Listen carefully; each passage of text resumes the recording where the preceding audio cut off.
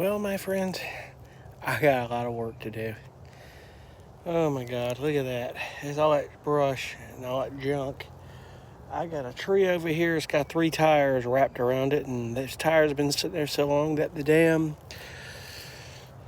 tree grew right through the center. But my problem is I got to make pathway to property lines and all that fence, and I don't know how I'm going to do that. I've got a section over here. It's got some concrete blocks. It was some stuff like a little hole. I got a guy that's going to come out here and what they call a brush hog and get some of this moved as best he can today, but he can't get too far back. And just get me an idea of what I'm going to have to do. And I already know I'm going to have to get some heavy equipment out here. So I've got to mark property line. I see trees down back there, all that thick. And if you look behind me, you see a palmetto tree. That stays. That little palm tree. We call them palmetto trees here in South Carolina. But this is going to be a work in progress. And I don't even know where to begin. I've never been in a situation like this. But I do know I got to start somewhere. And that's the only way to do it. I got a tree, looks like termites ate it up. That's another thing. I'm going to have this whole lot, this whole area, the ground treated, soil treated for termites and carpenter ants. That's another thing. When they turn it up, it's got to be treated. I'll have to get a termite company, or I'll just get the chemical myself. We'll just spray it all over the lot and just treat it for termites. Because you build out here, termites are an enemy in this part of the country. And I don't know where they are out west or any other part of the country, but termites are a bitch. So, from this point, I just got to get a lot of this debris out of here and junk, see where I go with it. It's going to be nice and fun, but we're going to get it done. Until then. Well, what a day. I tell you. Excuse my hand there. After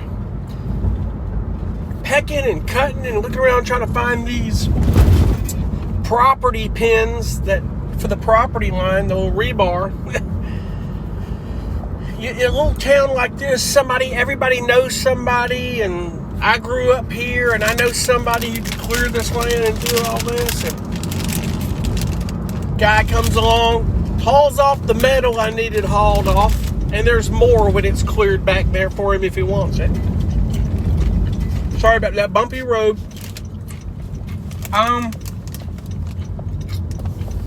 He calls a guy that does this thing that can excavate and clear that land ready for a contractor. I mean, get it done.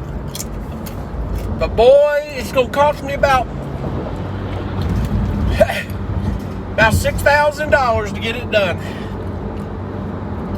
$1,500 if he had getting all the brush. And I'm like, why give him the $1,500 when he can do it all? Because he's gonna take trees out, grade the land, get it ready for a contractor, ready to plant grass seed. He's also going to connect a sewer line from the road into the middle of the lot. All that. So, not just paying him to clear the land on that deal.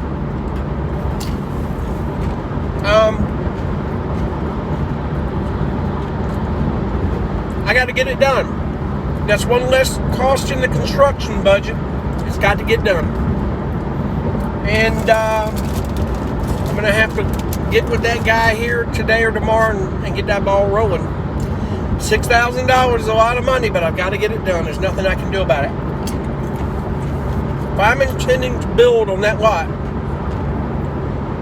that's what we're going to do. So he walks back there with me to the back of the property and finds the pins just like that. He goes, oh, I don't need that piece of paper. I do it digitally from the county on my phone. He goes, I know where this is at. Pulls my dang rebar pins up right in the ground. I'm like, holy cow. We couldn't quite find them in the front, but they're there. Maybe in different form, but that's all to be determined later. That's not a problem on that deal. I got to call the 811 for the, call before you dig to make sure there's no electrical where everything is at. Let them come out there, stake everything. And from there, this guy that's going to excavate it, he grew up in the house across the road around the corner. It's like little town of Harleyville. The Harleyville network seems to have come around for old Chris, but I got to be a little cautious too. It's like, okay, I got everybody on me in town, like everybody's in cahoots. I hope not, but I think it's okay. I just have to know that I'm getting this done right. Because I told that guy, I don't even have a contractor yet. I don't even know where I'm at with this process. But I know I've got to get this lot ready. And this is a lot of land. We went all the way back, and there's like a ditch that defines the property in the back. And there are the pins right there.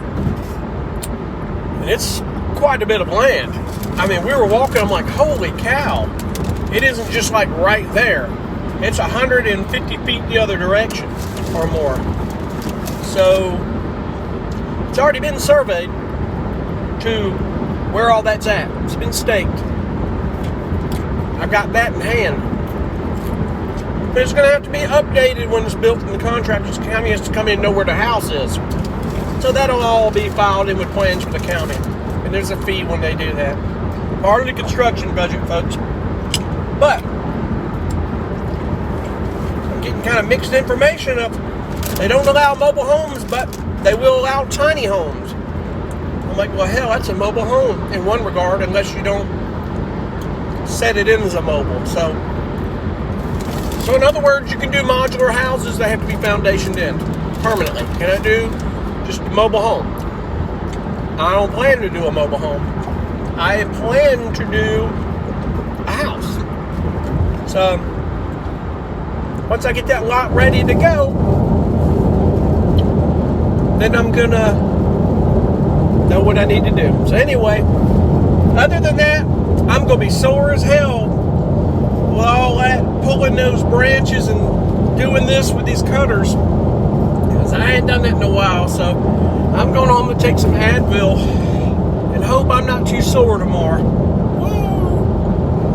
Because yeah, if I did that every day, it wouldn't be a problem, but that isn't the case here, my friends. I'm gonna keep you guys posted on how this is gonna go. I just, you run into little hiccups sometimes when you're building on land like this, because there was an old house there they tore down on that lot, and it was torn down a few years ago because the Google photo shows the old house on it, and that's a little over 3 years ago. So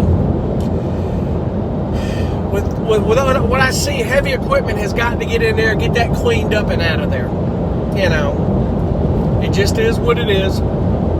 So he said it'd take him 2 or 3 days to get that thing ready to rock, and we'll see.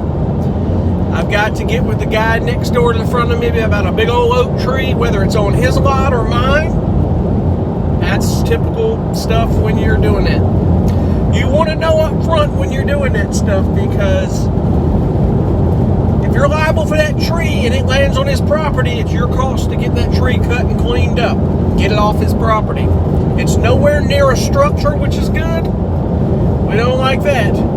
So the trees falling into houses, even though there's always, if a hurricane happens or something, I am close enough, 45 miles away from the coast. Hurricane force winds are not it's not the water surge, but it's still bad enough where I live that it can cause some damage. So that's an insurance matter. We hope that doesn't happen. But being from here, that's always a case. It's always could happen, So, but anyway, this is going to be an adventure, a new one for me. I'll keep you posted on all that. And I appreciate you guys for watching, and maybe I get on and try to post a fair amount. And as I said, my traveling isn't over. I still have a lot of that to do in time. But I guess it's off to getting a home base and seeing how we can get that done. So it's going to be interesting, folks. I have to be very careful about what I'm doing every step of the way. Anyway, thank you guys for watching so much, and I'll keep you posted on what comes next. And as I have not said in a while, anything cool comes along, you know I'll cut you in. Be cool. Bye. Thanks.